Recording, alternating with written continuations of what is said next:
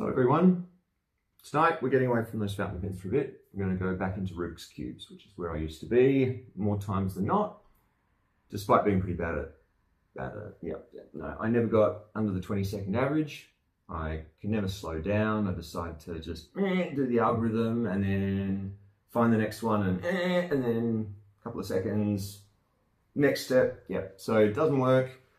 You really need to slow down if you have any hope of getting under 10-second average. That just wasn't for me. So yeah, I know. I probably could have done it if I just slowed down and had a lower average for a while, but just couldn't bring myself to doing it.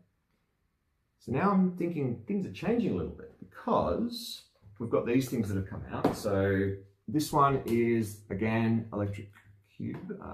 Is it the 356i carat, I believe is what it's called. Or is it? No, not that one. This one. Yes, 356i3. It's a GAN, which has always been one of the top tier cube brands of all time. It's one of my favorites. It's probably my favorite, actually. I use pretty close. And this thing came out. It's got accelerometers inside it, so it knows which way up you're holding it. And it also can sense which way the face is turned, so it actually knows what the cube's doing at any point in time. So it logs into a phone app on your Android or Apple device, and it can keep a log of everything you do. So you don't need to have a timer mat or anything like that. You could be at work and just have it synced up to your phone, and anytime you feel like getting it out for a 30-second solve, just, it's the ultimate fidget toy. But you want to be able to get the data all the time and not have to just set up the mat and do all that sort of nonsense. But it's not really very practical, especially for people like me. I don't have all that much time. So, what do I think of these things? Are they a gimmick? They're bloody not. They are amazing. They are absolutely incredible. Couldn't believe just how much data was recorded and the level of, usability of these things. So, it actually came as a couple of new things for me. So we had the cube, the 356i3. I also got myself, this thing here. So this is a GAN robot that will solve the cube as well. So you put it into the base, like so, clamps in place, you lock it into position, you press the button, and it will scramble the cube for you according to a particular solve. Unfortunately, the app that I want to use is on the phone that's recording at the moment, so don't know, might just not do it, but you can trust me that the cube will be spun around and either do a scramble or a solve. Right. Anyway, that turned out to be an extremely successful endeavor, and 356i, was it the i3? I keep getting it wrong. Is certainly an excellent cube, but it's not the best. And it was really cheap. In fact, I was amazed at just how much it cost to have a cube that can do all of that stuff with Bluetooth. And it was less than a flagship GAN at the time. So I thought, well, I might as well get the next one up, because you can get the older 356 model, but they also sell these ones. And this one, as I showed you before, is the GAN12 UI. Now this one, boy oh boy, is this ever special. When it came out, the GAN12 maglev was still pretty much the world's favorite cube. Might be some haters on that claim, but personally I think it was amazing. I also thought the 13 and 14 were pretty good. And actually, no, that's a lie. I didn't have the 13, but the 14 I thought was pretty good.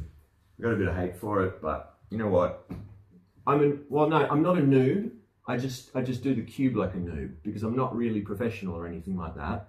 I'm sort of a 24-second average kind of guy.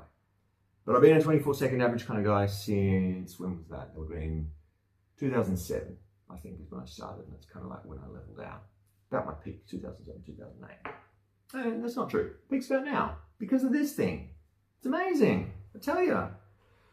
So yeah, that's right. The GAN maglev 12 with the UV coating on the surface, all the bells and whistles of the GAN12, with the accelerometers and the sensors and everything you need to be able to turn it into an electric smart cube.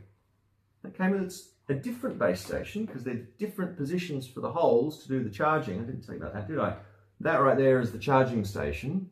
USB-C, you plonk the cube, white face up, and that'll just sit there on your desk, getting full.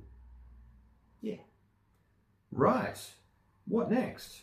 Well, this one was also really good. And in fact, now, when I look at all the other cubes that are going on around it, what have we got? We've had, well, what I mentioned about the GAN12. So the GAN12 maglev, a lot of the GAN preferring elite of the speed cubing world seem to believe that the GAN12 was superior to the 13 and even 14.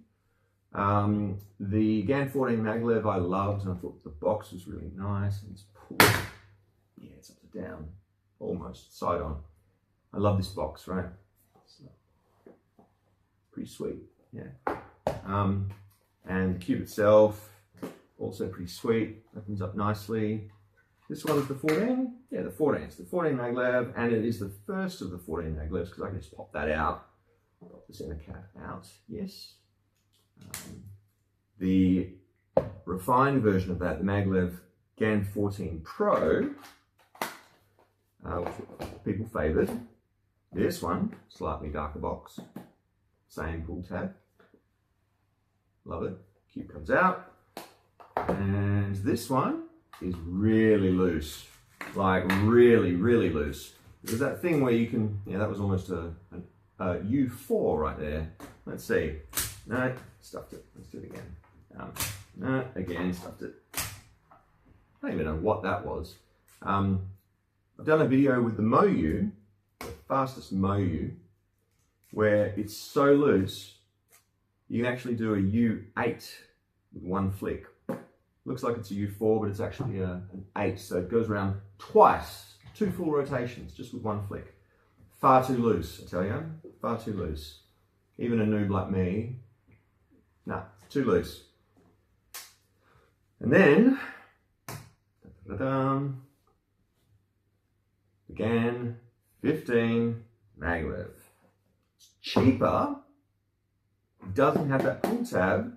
It's like the old school boxes.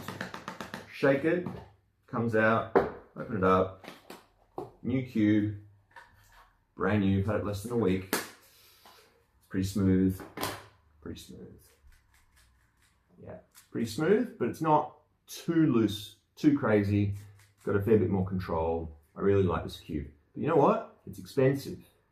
And when you put it into context, what a flagship GAN15, where you're just umming and ahhing about which features you prefer just slightly better, which one has the better center caps and all that.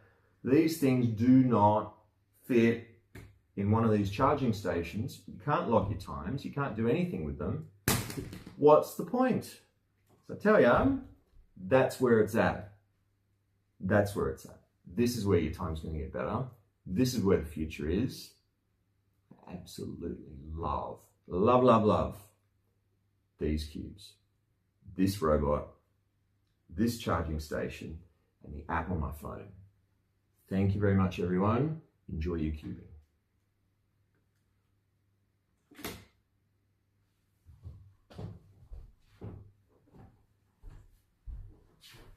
All right, well, maybe I was a bit too hasty.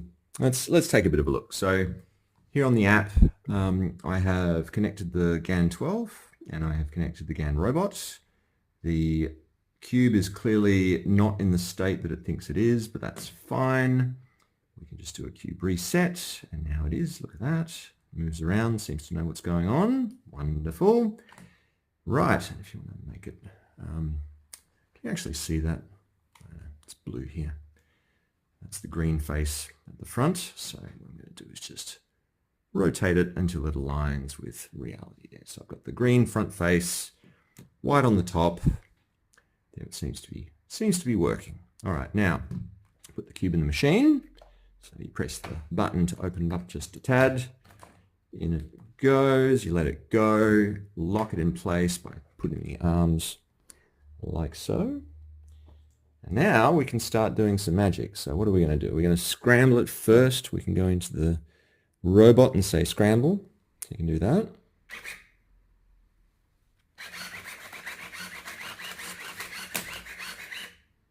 All right, and then if we go back to the cube in here, it should align with what we're seeing. So what have we got there? We've got a couple of reds there at the front. That sort of looks like what we've got here, doesn't it? Yep. Yep, I think so. Twist it a bit. We've got blue, blue. Yep, orange, green, yellow. Yep, that's perfect. All right. The way to see if it knows what it's doing. Set it back to where it was. Click on the robot and say solve.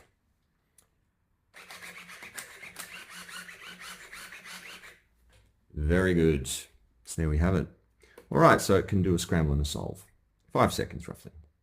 What about some training? All right, so in here, just go to a standard CFOP. Yep, there we are. It'll record some of the stats here. This is actually, is that human who used to be the greatest human under 10? Sorry, that's right. Yeah, she's not anymore. She's the greatest human under 11, I believe. I think we need just to maybe refresh our stats. But yes, I'm sure that's where she is at the moment. Yeah, she's just starting to learn. But anyway, let's get this thing out. And what you can do is you can scramble it for the start of the CFOP by just clicking scramble, and you can use the robot to do it automatically. Or you can take it out yourself and scramble it manually. Well, let's just get the robot to do it, shall we? And then as soon as it's finished,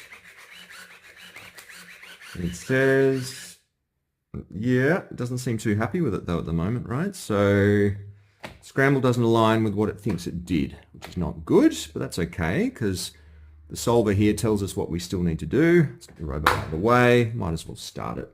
A bit of both. So in this, the notation is that green's at the front, white's at the top. For some reason, even though I like having white on the bottom, it just will not let me do it. Maybe there's a way, I just haven't really looked it up yet. But anyway, here we go. So left double, back like that, up, down. I don't know about the notation. I just know how to do it. All right, now we've got the 15 seconds. All right, goes automatically. Could really just look at the cross, shall we? I don't know. Anyway, yep. So, yep. As I said, I'm not the greatest cuber in the world. 24 seconds is pretty much where I end up all the time, but who knows?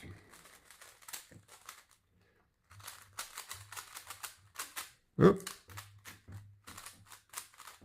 Ah, what have I done? Oh, 26. Catastrophe. You saw what happened. I overshot the algorithm. Man, that was going to be a good time as well.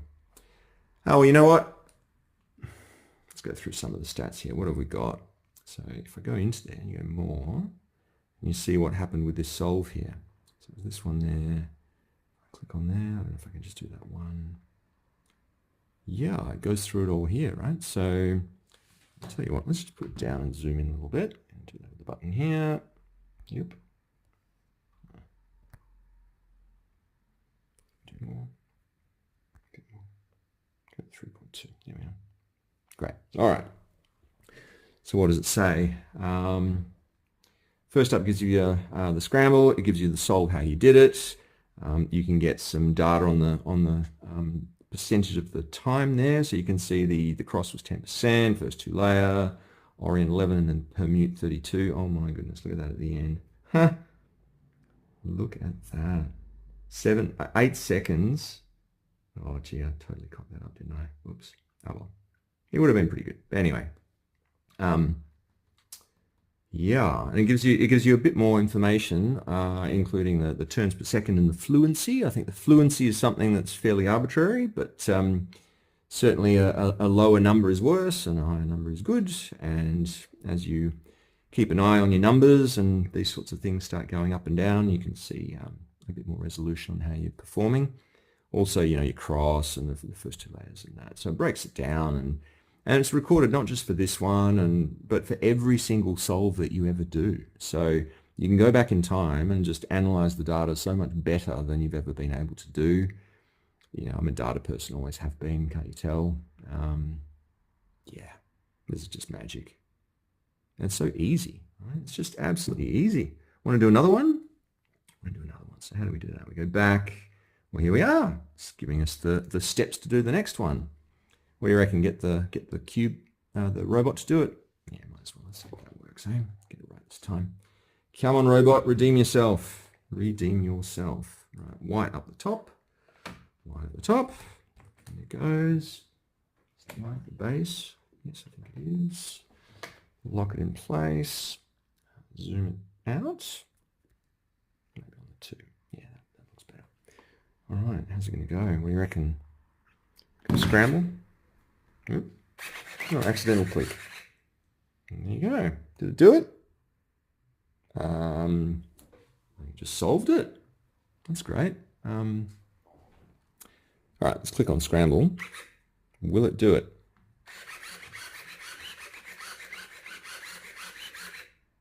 Oh, it worked. Look at that. Oh, got 15 seconds. Better get on with it then, eh? Oh, look, I can't be bothered.